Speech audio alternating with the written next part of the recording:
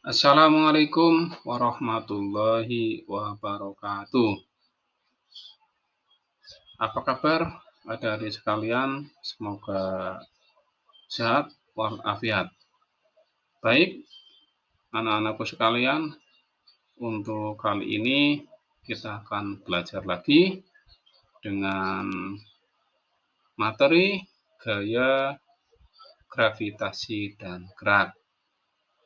Mari ikuti dengan baik agar kita dapat memahami materi-materi yang akan kita pelajari pada kali ini. Baik adik-adik sekalian, untuk standar kompetensi pada pembelajaran ini adalah mendeskripsikan hubungan antara gaya, gerak, dan energi melalui percobaan, yaitu gaya gravitasi, gaya gesek, dan gaya magnet.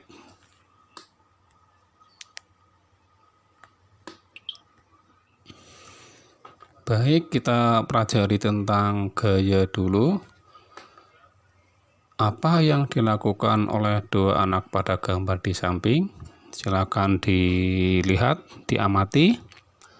Di situ pada saat kamu bermain kelereng, kamu tentu dapat menggerakkan kelereng dengan menggunakan salah satu jari tanganmu. Gerakan mendorong atau menarik yang menyebabkan benda bergerak itu disebut dengan gaya.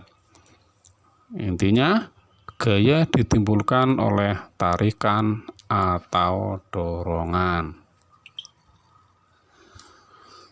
Untuk gaya yang pertama adalah gaya gravitasi.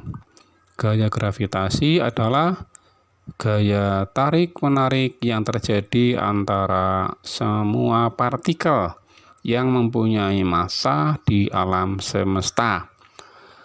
Bumi yang mempunyai massa yang sangat besar menghasilkan gaya gravitasi yang sangat besar untuk menarik benda-benda di sekitarnya, termasuk benda-benda yang ada di bumi.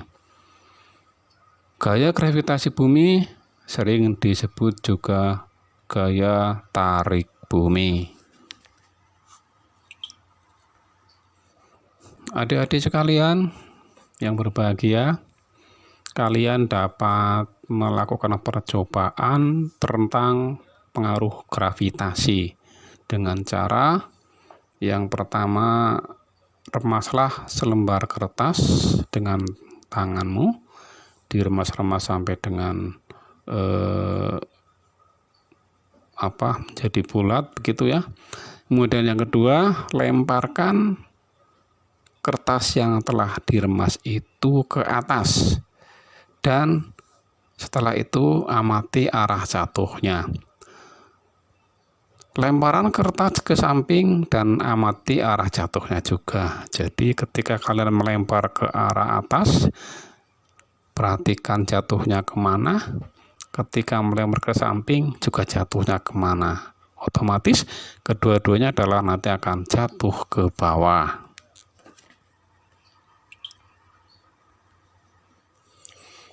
Lalu apa pengaruh gravitasi?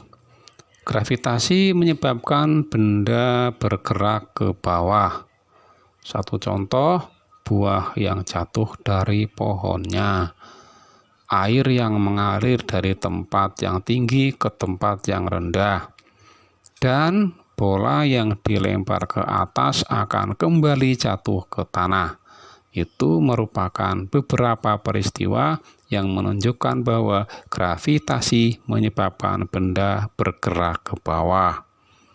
Nah, justru kalau kalian melempar benda ke atas kemudian tidak kembali, malah justru bendanya semakin tinggi dan nggak kelihatan, maka kamu akan terheran-heran, ada apa ini? Kok bisa?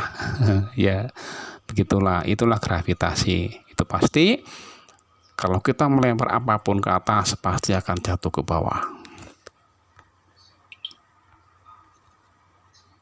Oke, baiklah. Tadi yang pertama adalah gaya gravitasi, sekarang yang kedua kita pelajari tentang gaya gesek. Gaya gesekan merupakan gaya yang ditimbulkan oleh dua permukaan yang saling bersentuhan.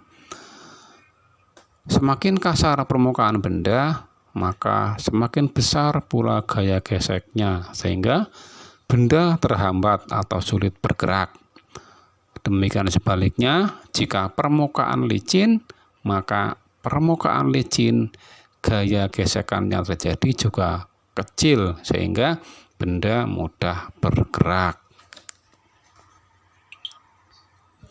Adik-adik sekalian, kali ini kalian bisa melakukan percobaan bagaimana atau memperkecil dan memperbesar gaya gesek suatu benda.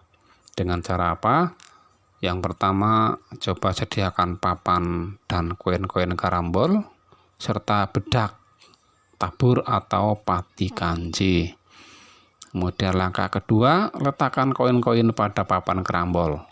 Gerakan koin-koin tersebut seperti pada permainan karambol. Taburkan bedak secara merata pada papan karambol.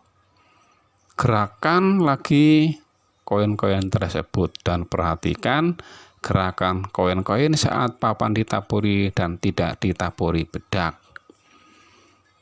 Pada keadaan manakah koin lebih mudah bergerak? Apa pengaruh bedak pada papan karambol?